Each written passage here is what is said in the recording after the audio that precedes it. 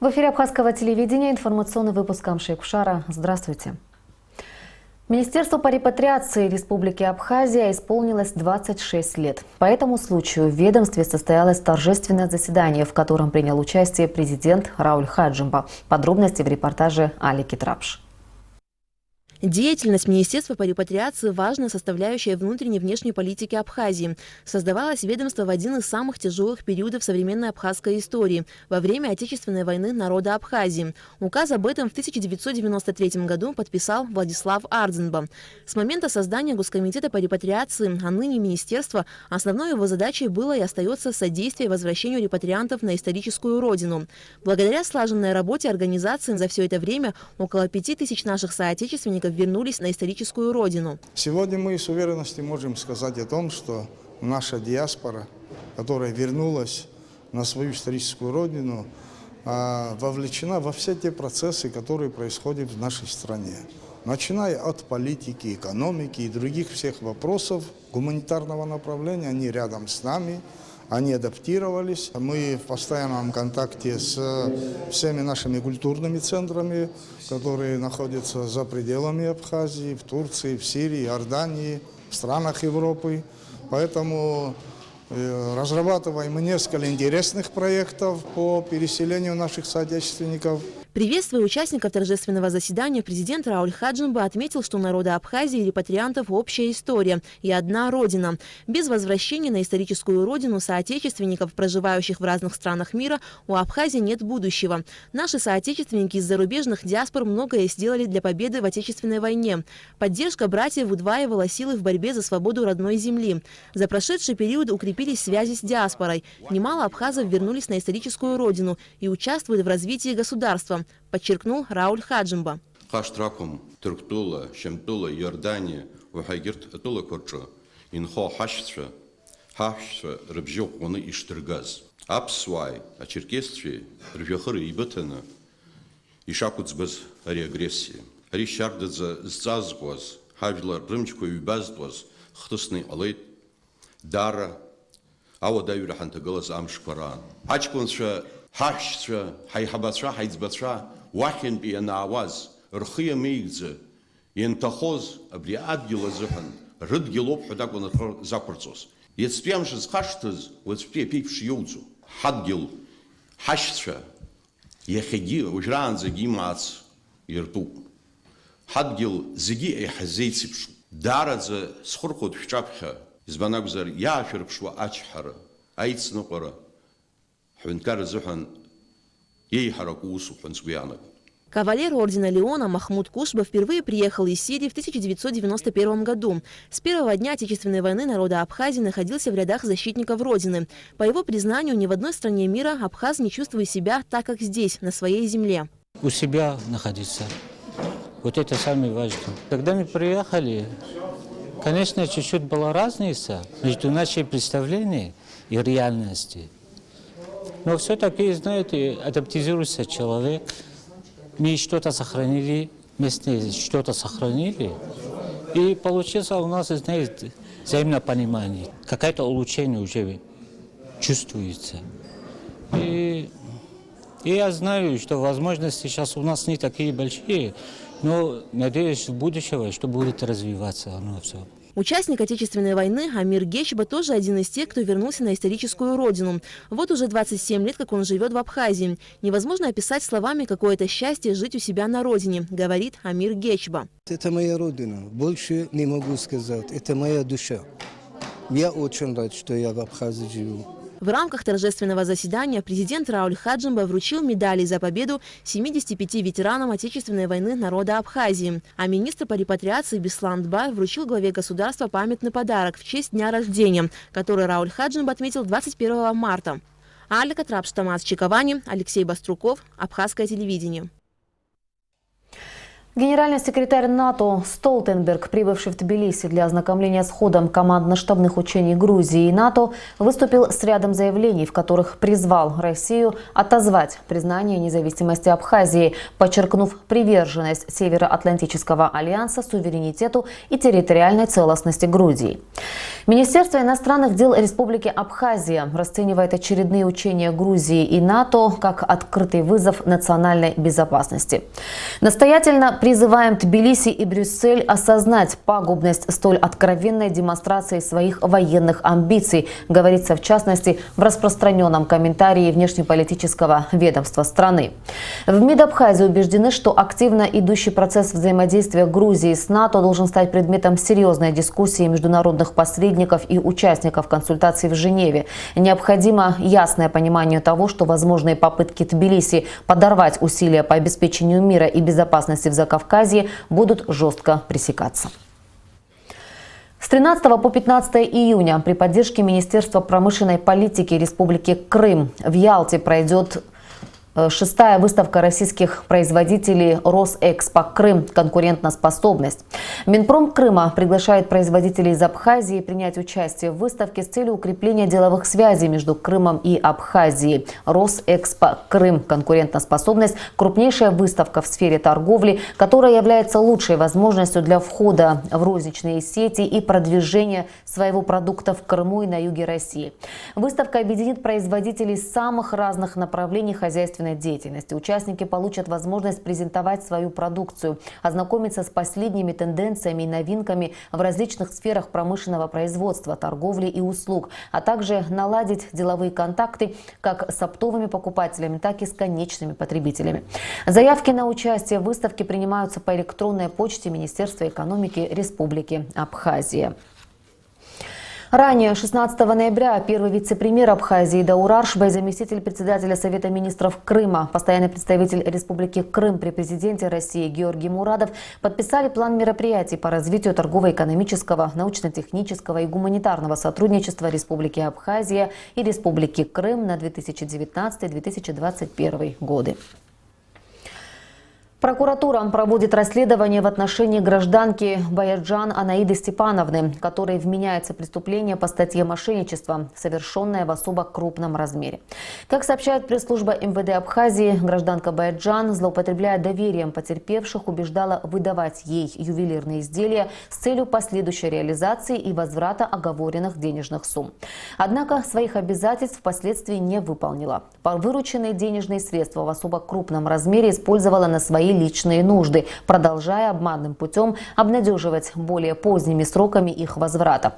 Тем самым путем обмана и злоупотребления доверием совершила хищение чужого имущества в особо крупном размере. Общая сумма ущерба от преступных деяний Баяджан в отношении 5 потерпевших лиц составила 4 миллиона 117 тысяч 400 рублей и 1550 долларов.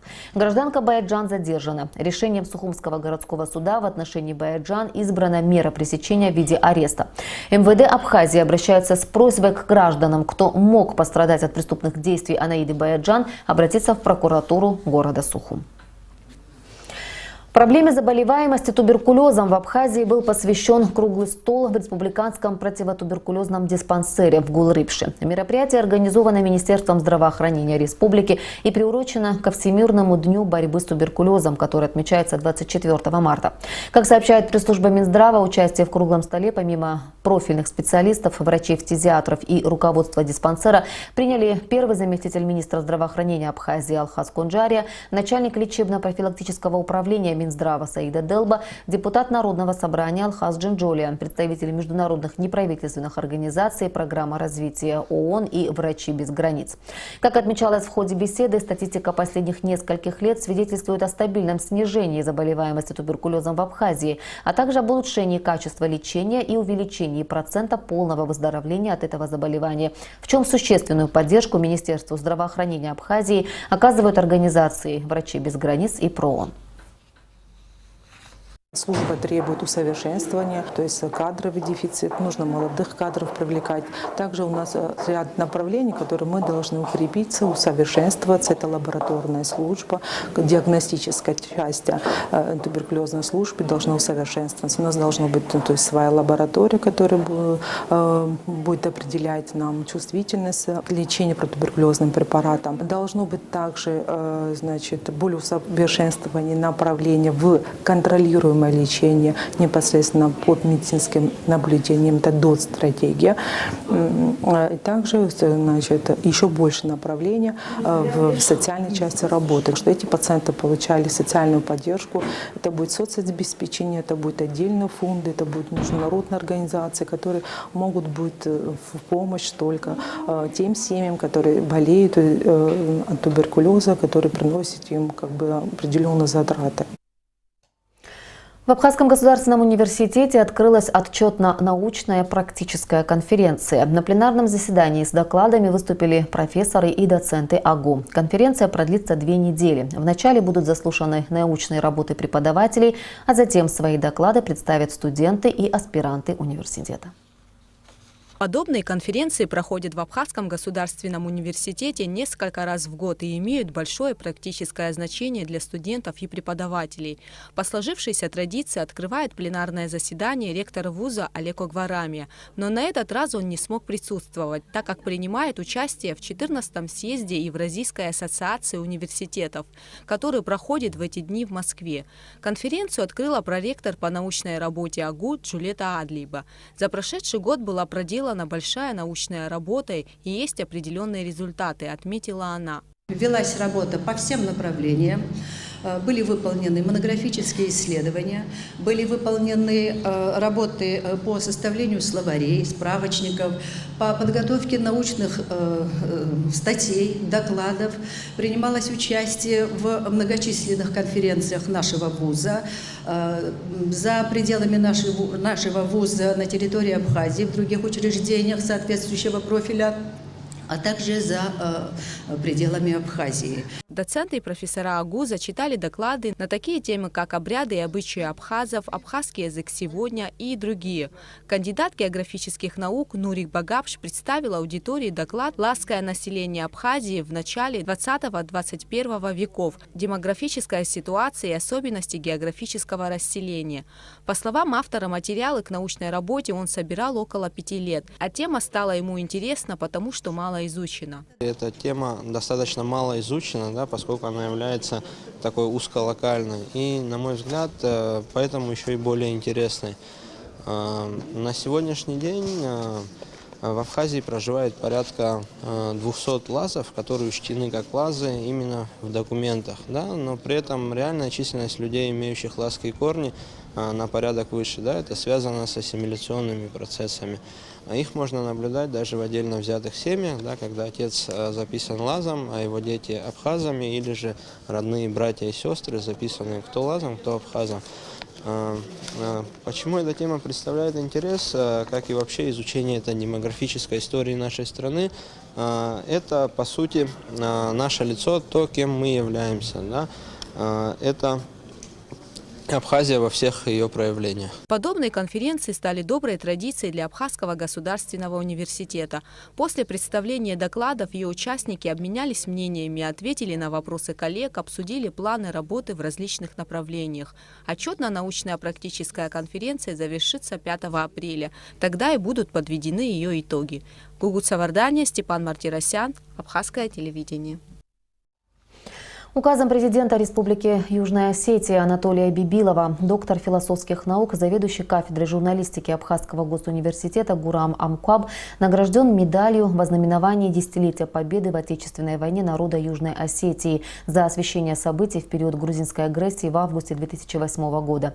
Медаль в Сухуме Гураму Амкуаб вручил чрезвычайный полномочный посол Южной Осетии в Абхазии Олег Бациев.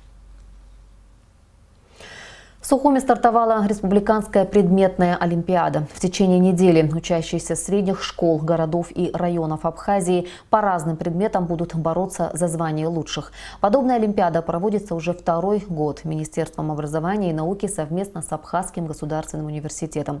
О том, как прошел первый день конкурса, расскажет Саид Джарсалия. Более 800 детей из всех районов и городов Абхазии стали участниками Республиканской школьной предметной олимпиады, которая будет длиться 7 дней. Чтобы стать участниками Республиканской олимпиады, школьникам сначала надо было пройти отборочные туры, победить в школе, затем стать лучшими в районе. Во время третьего тура уже республиканского масштаба учащиеся будут соревноваться по абхазскому языку и литературе, математике, физике, истории и другим предметам. В первый день старшеклассники проверяли свои знания по абхазскому языку и литературе. На выполнение задания, которое было составлено в виде теста, детям отводилось 3 часа. Задания у нас комбинированные. Они носят и тестовый характер, и это изложение, это сочинение. Вот в таком вот варианте, когда задание, мы думаем, что более творческий подход можно определить наших учеников. Победители олимпиады получат дипломы, грамоты, а также при поступлении в Абхазский государственный университет у них будут льготы. Следует отметить, что в этом конкурсе участвовали как дети из абхазских школ, так и учащиеся русских и армянских школ республики. Работы будут проверять ведущие учителя и преподаватели АГУ. По мнению заслуженного учителя Абхазии Валентины Халбад, проведение олимпиады по абхазскому языку и литературе имеет особое значение, а также дает оценку работы не только ученика и учителя, но и всей школы. Абхазский язык – государственный язык. Поэтому все живущие в Абхазии должны знать, должны пользоваться этим языком. Вот, чтобы со школьной скамьи это было, мы организовали олимпиаду тоже как частичка, как один плюс к знанию государственного языка. Работники университета составили задание, мы проверяем, контролируем. Надеемся, что они справятся. Выдержать все испытания и справиться с заданиями повышенной сложности удается лишь самым подготовленным ученикам. Сами участники олимпиады настроены позитивно. Каждый надеется не подвести свою школу и показать лучший результат. Задания, конечно же, сложнее, чем на 2 предыдущих турах, но они, в принципе, легкие достаточно для людей, которые занимаются. Я готовился к этой олимпиаде достаточно долго. Еще у меня есть опыт, так что, в принципе, не переживаю и надеюсь, что у меня все получится. Да, нам дали несколько тем, надо написать сочинение, выбрать одну тему, надо написать сочинение. Потом надо стихи дополнить, некоторые вопросы про наших поэтов абхазских. Я надеюсь, что справлюсь, хоть немного нервничаю. Мы готовились, и все удается. Сложно они, но если готовиться, можно решить и дать ответ. Предметная олимпиада помогает выявить показатель общего уровня знаний среди школьников. У участников республиканской олимпиады впереди еще целая неделя. За это время у каждого из них будет возможность продемонстрировать свои знания. Саид Джарсалия, Ильдар Дамиров, Абхазское телевидение. И о погоде. По сообщению гидрометцентра, в Абхазии ожидается небольшая облачность без осадков. Температура воздуха ночью плюс 1,6, днем плюс 10-15 градусов. Температура морской воды плюс 9 градусов.